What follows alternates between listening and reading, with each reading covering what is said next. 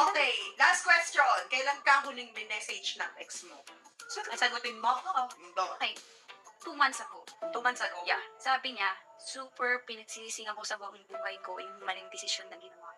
Every day, pinag-pray ko kay God na mas maging better ako. Hindi para sa ibang tao, para sa'yo. Hindi ka mapapalitan ng kahit sino. Oh, screenshot. Alam ko yung mga SS! Ilabas na yan! Ito pala yung masusuko ng literal. Kasi ako, sorry talaga. Pero nangyari kasi ito. Nagkita kami eh. Sabi niya sa akin, nagiyakan ako. Kaya mo, ay, naramdaman ko. So, okay naman ako, masaya na ako. Oo. Sa totoong buhay talaga. For okay ako, thankful talaga ako kay God na naghiwalay kami. Sabi ko lang sa kanya, sabi ko, naka.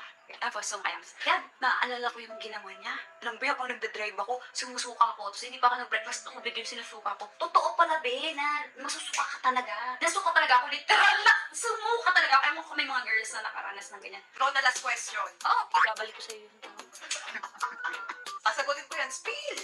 Actually, dalawa sila. Isang January, tsaka isang mga April lang to. Pero hindi na kasi ako nag-i-entertain. Rekta block. Unfriend, unfollow, block. Kapag hindi na siya okay para sa mental health. Yes, yan. Do it for yourself, guys. And ayun yung mga nare-receive ko. Meron.